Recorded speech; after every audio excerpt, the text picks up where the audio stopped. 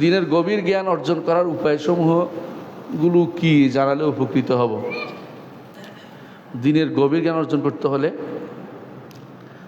1 নম্বর হচ্ছে আরবি জানতে হবে। আরবি না জেনে দিনের গভীর, এই জন্য ইবনে তাইমিয়া রাহমাতুল্লাহ নিকট আরবি জানা ফরজ। কারণ আরবি না জানলে কোরআনও বুঝবেন না, হাদিস বুঝবেন না। আপনি যত গভীর চিন্তা করেন না কেন, গভীর যেতে পারবেন না। প্রথম আপনাকে আরবি জানতে হবে। 2 নম্বর হচ্ছে কোনো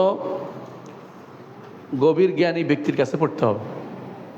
যেমন ডক্টর সাইফুল্লাহ আছে, ডক্টর মঞ্জুর ইলাহি আছে, নাম ধরে বললাম বোঝানোর জন্য আপনাদেরকে। যেখানে সেখানে পড়বেন না, গভীর জ্ঞানী ব্যক্তির কাছে পড়বেন। গভীর জ্ঞানী ব্যক্তির কাছে পড়বেন। তো এদের কাছে পড়বেন, দিনের জ্ঞান অর্জন করার একটা ওনার কাছে পড়তে হবে। 3 নম্বর হচ্ছে মতন পড়বেন। মতন বুঝেন? মতনগুলি অর্থাৎ আকিদার কিছু মতন আছে, মানে মূল পাঠ। কিছু আছে ব্যাখ্যা গ্রন্থ বিশাল। ব্যাখ্যা গ্রন্থ বিশালে প্রথমে যাবেন না। প্রথমে ছোটো ছোটো বই পড়বেন, মুখস্থ করবেন, তারপরে এগুলির ব্যাখ্যা গ্রন্থের দিকে যাবেন। আগে ছোটো ছোটো প্রত্যেকটা বিষয়ে ছোট বই থেকে শুরু করবেন। এই ব্যাপারে আমার একটা আলোচনা আছে, আপনারা নেটে পাবেন। কিভাবে আলেম হওয়ার মতো একটা আলোচনা আছে, আলেম কিভাবে হব, ওইটা শুনবেন। কি কি বই পড়তে হবে, খুব বেশি না, আলহামদুলিল্লাহ। এই বইগুলো পড়ে ফেললে ইনশাল্লাহ আপনি এলমে দিনে সঠিক চর্চা থাকতে পারবেন।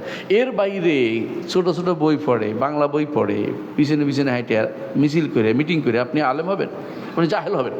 আপনি জাহেল দিয়ে কাজ হবে, জাহাল তুমি।